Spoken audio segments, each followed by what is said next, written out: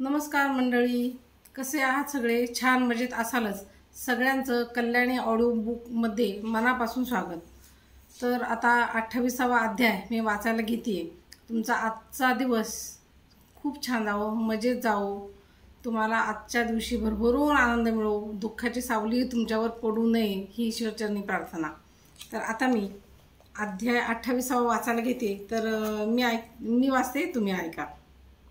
श्रीपादराजम शरणं प्रपद्ये. श्रीपाद व्यंकटेश्वर स्वामी आहेत.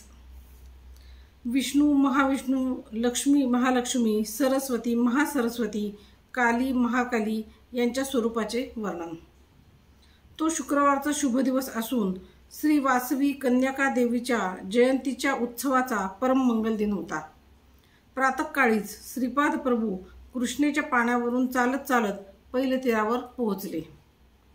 आम्ही नावेत बसून नदी ओलांडून पहिल्या तीरावर आलो. त्यावेळी सकाळचे 7 वाजलेले होते.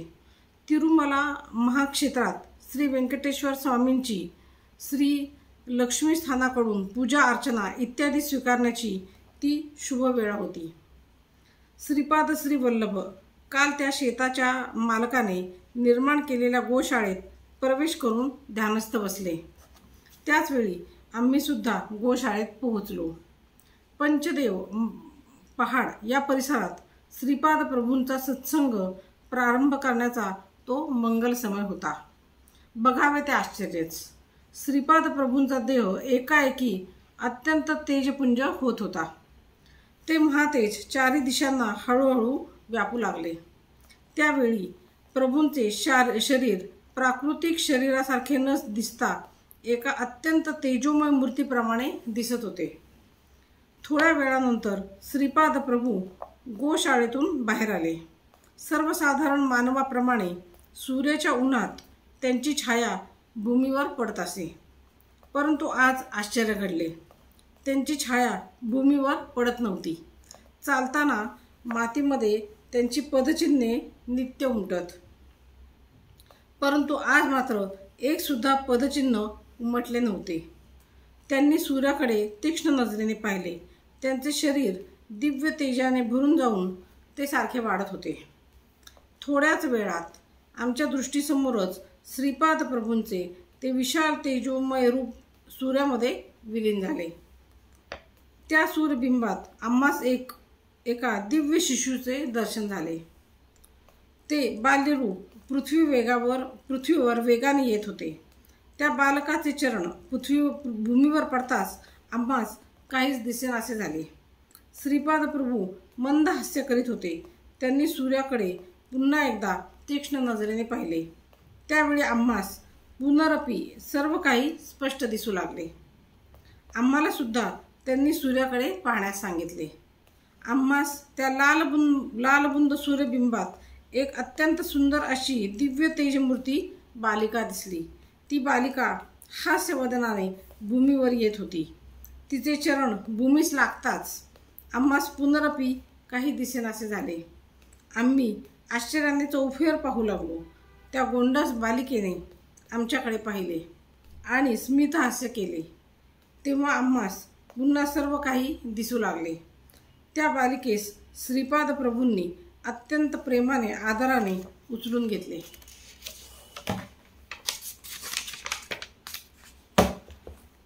त्यावेळी श्रीपाद प्रभूंचे वय 16 वर्षांचे व त्यांच्यासारख्याच दिसणाऱ्या त्या अजाण कन्येचे वय 3 वर्षांचे होते.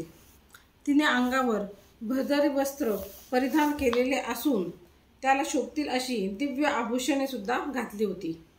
ती बालिका आणि श्रीपाद प्रभू त्या गोशाळेत गेले. मी आणि धर्मगुप्त हे अद्भुत दृश्य अत्यंत आश्चर्य, भय आणि संभ्रम या त्रिविध भावनांनी पाहत होतो. माझ्या मनात शंका आली की हे सारे इंद्रजाल तर नव्हे ना.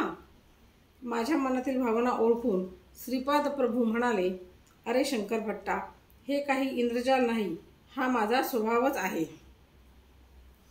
ही माझी दिव्य प्रकृतीच आहे. माझ्या संकल्पानेच भूमी आकाश होतात. माझ्या संकल्पानुसार ब्रह्मा सृष्टीची निर्मिती करतात. त्यावेळी निरनिराळी व्यक्तित्वे निर्माण केली जातात. अदृश्य असलेली प्राकृतिक शक्ती साकार होते। सगुणरूपी सृष्टी व्यक्तिरूपाने साकार होते। मी ब्रह्मस्वरूपच आहे, म्हणजे ब्रह्माची प्रेरणाच आहे। ही सृष्टीतील जीवांचे पालन पोषण करणे हे विष्णू स्वरूपाचे कार्य आहे। त्या विष्णूंना प्रेरणा देणारा महाविष्णू मीच आहे। सरस्वती आणि महासरस्वती या दोघी वेगवेगळ्या आहेत। सरस्वती ही सृष्टीतील ज्ञानदेवता आहे। या ज्ञानदेवता स्वरूप असलेल्या सरस्वतीला प्रेरणा देणारी महासरस्वती देवता आहे आणि हे अनघा स्वरूपच आहे। सृष्टीची स्थिती, कारण, वस्तूची समृद्धी, धनसमृद्धी हे लक्ष्मी मातेचे स्वरूप आहे। महालक्ष्मी लक्ष्मीच्या स्वरूपाला प्रेरणा आणि शक्ती देणारे अनघा स्वरूपच आहे। सृष्टीचे शक्ती स्वरूप कालिका स्वरूपच आहे। महाकाली ही काली स्वरूपाची प्रेरणा आहे। ही शक्ती देणारे अनघा स्वरूपच आहे। आपला हा ऑडिओ कल्याणी ऑडिओ बुक जो चॅनल आहे तो अशासाठी मी तयार केलेला आहे की ज्यांना पारायण करणं शक्य नाही आहे, ज्यांना वेळ होत नाही आहे, 15 मिनटं वेळ काढून बसणं शक्य होत नाही आहे, पण करायची तर इच्छा आहे, वाचायची खूप इच्छा आहे, परमार्थ करायची इच्छा आहे, किंवा असेही काही व्यक्ती आहेत, म्हणजे थोडक्यात ज्यांचं वय जास्त झालेलं आहे असं आपण म्हणू वाटलं तर, की ज्यांना बसून पारायण करणं शक्य नाही आहे, देवाचं तर करायची खूप आवड आहे, देवाचं ऐकायची आवड आहे, तर अशा व्यक्तींना आपल्या चॅनलचा जास्तीत जास्त फायदा व्हावा ही माझी मनापासून त्यामागची इच्छा आहे। तर ज्या व्यक्ती, जे तुमचे मित्रमंडळ किंवा ज्या मित्रमैत्रिणी अशा आहेत की ज्यांना खरोखरच परमार्थ करायची इच्छा आहे, ऐकायची इच्छा आहे, तर अशा लोकांपर्यंत आपला हा चॅनल नक्कीच जास्तीत जास्त शेअर करा, त्यामुळे त्यांना त्याचा फायदा घेता येईल। तर त्यासाठी तुम्ही चॅनलला लवकरात लवकर शेअर करा, लाईक करा, सबस्क्राईब करा, जेणेकरून अनेक लोकांपर्यंत आपला हा चॅनल जाईल। तर जवळजवळ 3-4 वर्षामधल्या काळामध्ये मी काहीच परमार्थ करत नव्हते। घरामध्ये पण अशा अघटित घटना घडल्या होत्या की माझं मन उडालेलं होतं, पण मी हळूहळू परत परमार्थाकडे वळायला सुरुवात केलेली आहे। आणि मी अशासाठीच यूट्यूब चॅनल चालू केलेला आहे की मी त्या निमित्ताने माझा एक अध्याय वाचून मी तो यूट्यूबवर टाकते, त्यामुळे ते एक बंधन येते माझ्यावर की नाही, मी तो अध्याय वाचेनच। नाहीतर इतके दिवस काय व्हायचं की माझा स्वतःचा बिझनेस असल्यामुळे त्या बिझनेसच्या व्यापामध्ये माझं देवाचं वाचन राहायचं, पण आता काय होतं की रोज एक अध्याय तरी माझा वाचला जातोच, शक्यतो मी वाचतेच आहे आणि त्याचा फायदाही मला चांगल्या प्रकारे होतोय। मी मेंटली स्ट्रॉंग झालेली आहे, जी मधल्या काळात मी जरा डिप्रेशनमध्ये गेल्यासारखी झालेली होते, तर त्याचा मला आता चांगला फायदा होतोय। मेंटली स्ट्रॉंग झालेली आहे मी, कारण सध्या आता प्रत्येकाला अनेक प्रॉब्लेम्स आहेत, प्रत्येकाचे प्रॉब्लेम्स वेगवेगळे आहेत, कुणाचे काय तर कुणाचे काय। तर ह्या सगळ्यांवर जर मात करायची असेल तर आपल्याला देवाचं करण्याशिवाय पर्याय नाही आहे। तर त्यासाठी तुम्ही लवकरात लवकर चॅनलला सबस्क्राईब करा आणि पहिल्या अध्यायापासून ऐकायला सुरुवात करा। जवळजवळ बरेच लोकांनी सबस्क्राईब ॲक्च्युली आता केलेलं आहे, तर जे आता नियमित आपले अध्याय ऐकतायत तर त्यांना स्वतःला काय फायदा होतोय ते जरी मला कमेंट्स करून सांगितलं तरी मला आनंद होईल। तर चला मी आता राहिलेला पुढचा अध्याय वाचायला घेते। अनघा लक्ष्मीचे स्वरूप। अनघा लक्ष्मीचा अनघ म्हणजे माझे दत्त स्वरूप होय। महासरस्वती, महालक्ष्मी आणि महाकाली या तिघांचे मिळून एक आगळे वेगळे दिव्य मातृत्व स्वरूप म्हणजेच अनघा लक्ष्मीचा आविर्भाव। या कारणानेच अनघा लक्ष्मी ही महासरस्वती, महाकाली आणि महालक्ष्मी या तिन्ही रूपांनी एकत्र धारण केलेल्या तादात्म्य स्थितीचे स्वरूप आहे। या तिन्ही देवतांचा आधार अशी ही अतीत दिव्य शक्ती आहे। माझे अनघ स्वरूप म्हणजे ब्रह्मा, विष्णू आणि रुद्र या तिघांनी एकत्र येऊन तादात्म्य स्थिती धारण करून या तिन्हींचा आधार असणारी त्रिशक्ती रूपिणी अनघा हिला माझ्या वाम भागात धारण केलेले असे माझे शक्ती स्वरूप आहे असे ध्यानात ठेव। त्रेतायुगातील सवित्र काठचयन या यज्ञाचे फलस्वरूपच माझ्या भव्य दिव्य अशा अर्धनारीश्वर स्वरूपाच्या आधारानेच पिठिकापुरम येथे माझा श्रीपाद श्रीवल्लभ हा अवतार झाला। आता तुम्ही पाहत असलेले हे स्वरूप खरे पाहता महालक्ष्मी महाविष्णूचे स्वरूप आहे। महासरस्वती, महालक्ष्मी, महाकाली या तिघींचे चैतन्य पद्मावती देवीमध्ये सामावलेले आहे। तिचे स्वरूप मात्र महालक्ष्मीचेच आहे, परंतु शक्ती मात्र तिघींची आहे।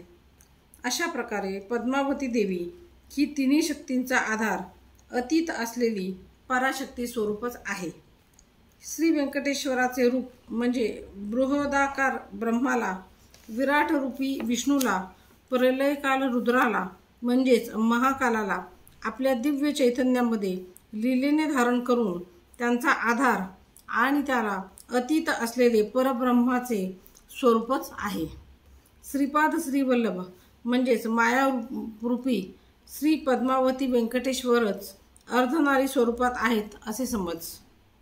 श्रीपाद प्रभूंचे हे वक्तव्य ऐकल्यावर मी म्हणालो, गुरु सार्वभौमांचा जय जयकार असो। आपण एकदा मी श्री पद्मावती व्यंकटेश आहे असे म्हणता, थोड्या वेळाने मी अनघा लक्ष्मी समवेत असणारा अनघ आहे असे म्हणता। माझ्या मंद बुद्धीला याचा बोध होत नाही। आपण कृपा करून माझा उद्धार करावा। त्यावेळी दिनांचे नाथ सद्गुरू श्रीपाद प्रभू म्हणाले, महालक्ष्मी आणि पद्मावती या मूलतः एकाच तत्वाच्या आहेत। मी जेव्हा महासरस्वती तत्व स्वीकारते तेव्हा माझ्यातून विष्णू तत्वाचा प्रादुर्भाव होतो। ती जेव्हा पद्मावतीचे तत्व स्वीकारते तेव्हा माझ्यातून तिचा प्रभू व्यंकटेश्वर तत्वाचा आविर्भाव होतो। जेव्हा जेव्हा सगुण साकार तत्वांचा आविर्भाव होतो त्या त्या तत्वांच्या मर्यादा, त्यांचे आचार आदी गोष्टींचे अचूक पालन करावे लागते। माझी ही दिव्य भगिनी ही महाशक्ती कृष्ण अवतारात योगमायेच्या रूपात अवतारित झाली होती।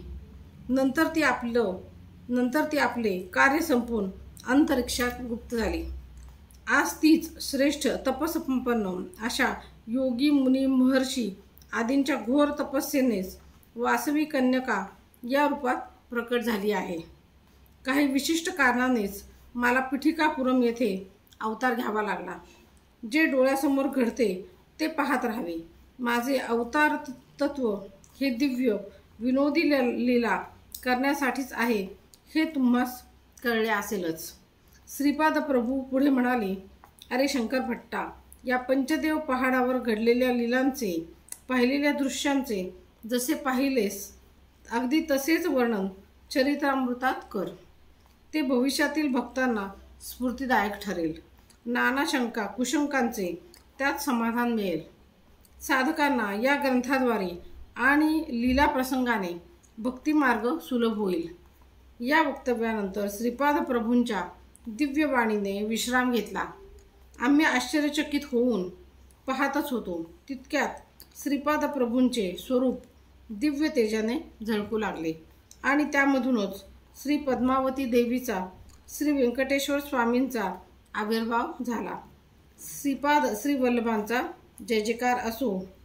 अध्याय 28 समाप्त। तुम्ही लवकरात लवकर चॅनल सबस्क्राईब करा आणि अशा लोकांपर्यंत पोहोचवा की या चॅनलची ज्यांना खरंच गरज आहे। धन्यवाद।